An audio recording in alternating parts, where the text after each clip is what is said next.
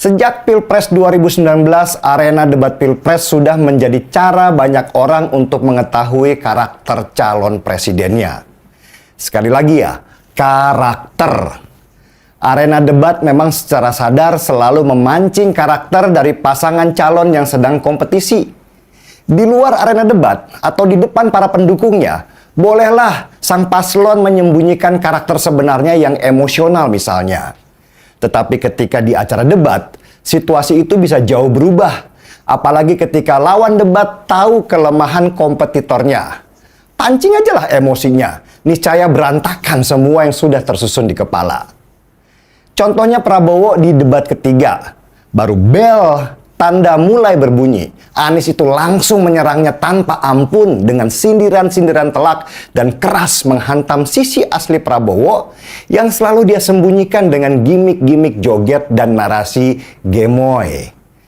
Emosi Prabowo tampak kelihatan dalam debat ketiga sehingga dia melanggar peraturan KPU dengan menyela giliran bicaranya Anies. Hancur semua yang ada di kepala Prabowo karena emosinya menguasainya. Kelihatanlah bahwa gemoy yang selalu digaungkan oleh tim sukses Prabowo ternyata hanya topeng belaka dan baru terlihat aslinya di debat. Prabowo bahkan menyimpan kemarahan itu bahkan sampai 2 minggu sesudah debat selesai.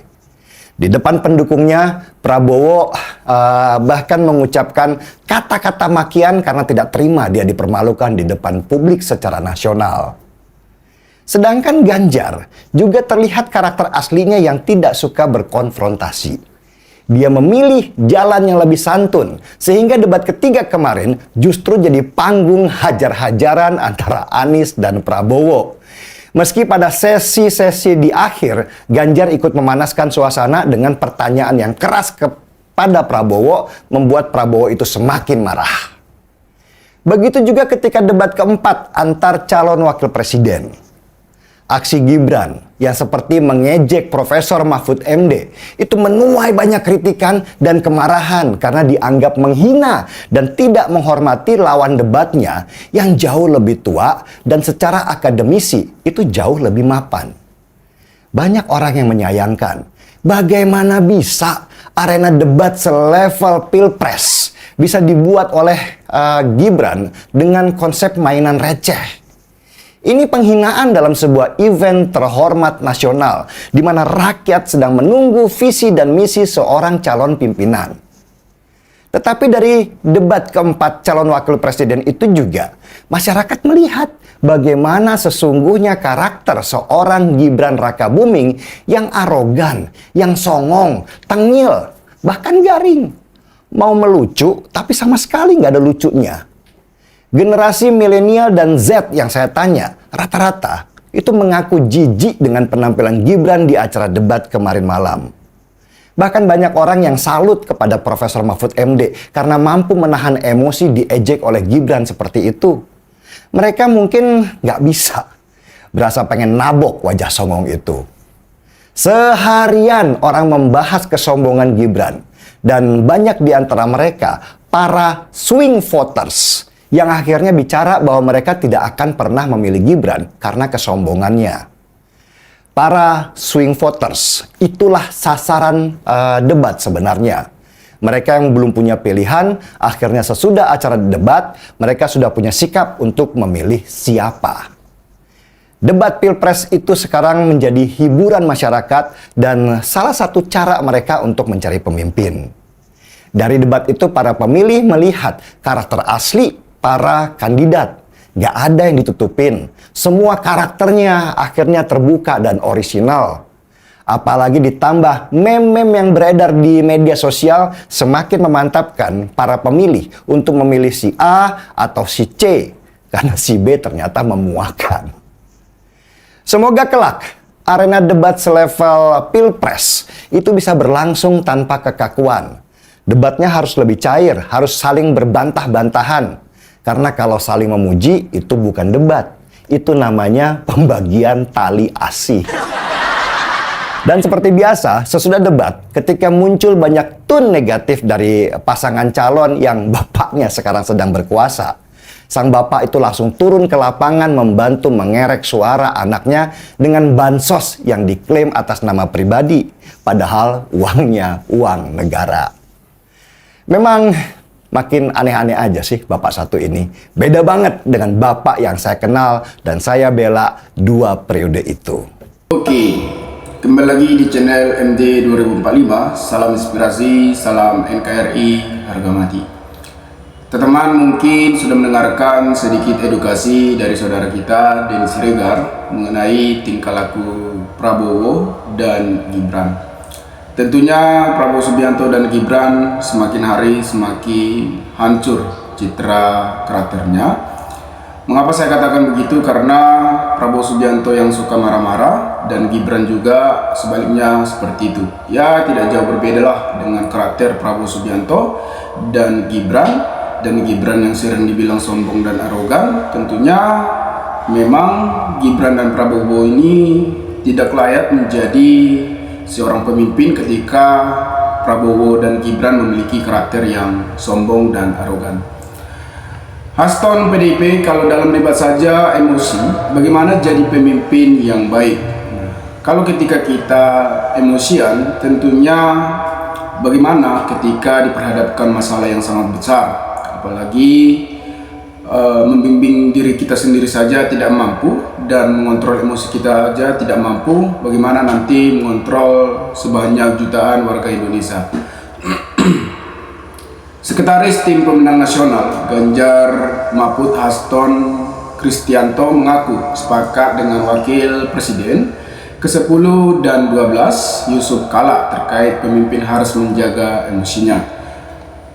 Saya sepakat bahwa keputusan bangsa dan negara ini harus diambil dengan jernih. Kalau dalam debat saja emosi, kalau ke bawah-bawah setelah debat dengan mengatakan goblok, tolol, bagaimana bisa menjadi pemimpin yang baik? Kata Haston saat diketemui di kawasan Jakarta Selasa, Jumat 12 Januari 2024. Terlebih Haston usai debat Capres yang diselenggarakan KPU, Capres nomor urut 2 Prabowo Subianto terlihat sangat emosian hingga mengeluarkan kata-kata yang tak pantas diketahui oleh publik dan diketahui oleh masyarakat. Jangan karena kalah debat kemudian menciptakan suara emosi dan tegas.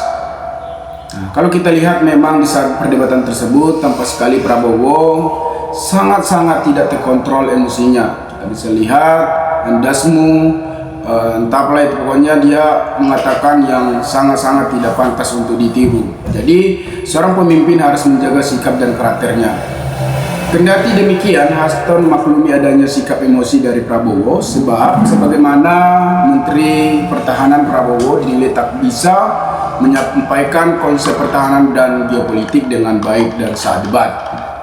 Tetapi kami bisa memaklumi karena tema pertahanan itu harusnya Pak Prabowo lebih paham daripada Ganjar ataupun Anies yang mampu alih pembahasan tema-tema strategi tentang pertahanan, keamanan dan geopolitik dan hubungan luar negeri papar Sekjen PDIP tersebut. Tentunya harusnya bahwa soal pertahanan lebih pahamlah Prabowo Subianto, tetapi di saat debat tersebut bahwa Prabowo tidak memahami segala pertanyaan dari Ganjar dan Anies, malah Prabowo makin emosi apalagi Anies Baswedan menanyakan soal anggaran 700 triliun tersebut dan soal rumah dinas aparat lebih dikit daripada bahan yang bekas. Jadi kepemimpinan Pak Prabowo memang sudah diambil oleh Pak Ganjar ditinjau dari penguasaan tema debat. Itu skor yang pertama, yang kedua oleh Pak Anies, yang ketiga baru Pak Prabowo, padahal itu tema-tema yang di hari-hari menjadi kompetensi bagi Pak Prabowo Subianto.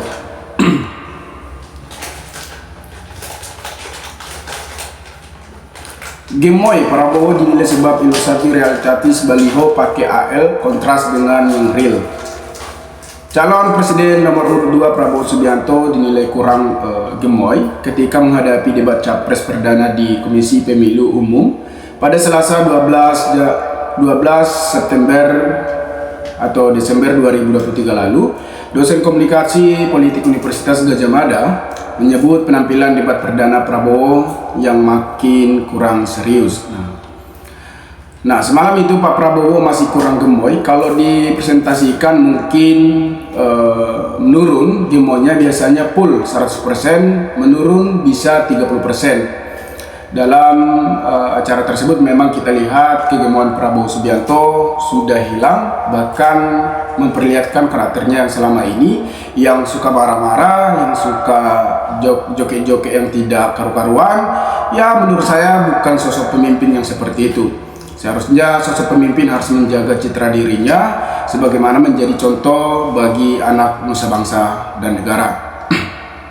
Apalagi kita membahas soal Gibran yang dimana perdebatan pada tanggal 21 Januari 2024 kemarin yang terlihat sombong dan arogan dan ingin menjatuhkan Cak Imin dan ingin menjatuhkan Prof Mahfud. Padahal kalau kita bandingkan soal umur saja sudah berbeda dengan jauh, dan soal pengalaman lebih berpengalamanlah Cak Imin daripada Gibran, daripada Prof Mahfud. Apalagi Prof Mahfud ini adalah seorang ahli hukum yang sudah diakui oleh negara. Apalagi soal berpengalaman dalam dunia politik, ya lebih berpengalamanlah Cak Imin karena dia sebagai ketua PKB dan Mahfud MD sebagai mantan ketua Mahkamah Konstitusi. Ya, kalau kita bandingkan harusnya Gibran ini lebih sopan menanggapi pertanyaan atau pernyataan dari Cak Imin dan Prof Mahfud. Apalagi Gibran menyinggung soal Cak Imin yang menjawab dengan catatan. Tentunya itu membuat kesombongan Gibran seakan-akan dia lebih pintar daripada Cak Imin. Dan Cak Imin juga menyinggung Gibran soal MK. Tentunya Gibran kan awalnya sudah bermasalah di MK yang memutuskan Gibran sehingga Gibran bisa ikut dalam kontestasi Pilpres tahun 2024 ini. Jadi teman-teman, ketika kita memilih pemimpin harus memiliki leadership yang bagus dan karakter yang bisa sebagai contoh bagi masyarakat. Kalau kita memilih pemimpin yang karu-karuan atau yang tidak bisa mengontrol emosinya, bagaimana nanti ketika diperhadapkan salah satu masalah yang harus diselesaikan tetapi dia suka marah-marah, tentunya itu tidak akan ada jalan keluarnya. Tetapi kalau kita memilih pemimpin yang memang leadership-nya bagus dan kompeten dan bisa menampilkan yang terbaik dan bisa mengontrol emosinya, tentunya itu akan bisa menyelesaikan masalah-masalah. Apalagi nanti ketika misalnya Gibran diperhadapkan kepada orang Timur. Kalau kita tahu bahwa orang Timur ini lebih kejam soal perdebatan, apalagi mereka lebih jago soal perdebatan politik. Jadi ketika Gibran diperhadapkan hal tersebut mungkin tidak akan terselesaikan, malah dibodoh-bodohi oleh orang Timur tersebut, karena pemikiran orang Timur lebih kritis daripada Gibran, apalagi soal berpengalaman. Kalau kita lihat memang Gibran ini terlalu sombong, ya rusaklah citra Prabowo dan Gibran setelah debat pertama, kedua, ketiga, keempat. Kita bisa lihat kesombongan Gibran seakan-akan lebih wow, seperti orang yang lebih pintar dari segala politik. Nah, teman-teman, itu tidak layak menjadi contoh ketika mereka memperlihatkan dan dipertontonkan banyak orang, 20 juta atau 30 juta Indonesia menonton acara perdebatan tersebut. Jadi itu bukan sebagai contoh seorang pemimpin. Menurut saya seorang pemimpin adalah Ganjar dan Mahfud, karena mereka setiap ada pertanyaan atau pernyataan atau perdebatan mereka lebih tenang untuk menjawab dan lugas, dan artikulasinya juga bisa dipahami oleh masyarakat. Nah, teman-teman mungkin lebih paham, lebih tahu, maka berikanlah tanggapan teman di kolom komentar agar kita bisa saling tukar pikiran satu antara lain. Salam inspirasi, salam NKRI, MD 2045 melaporkan.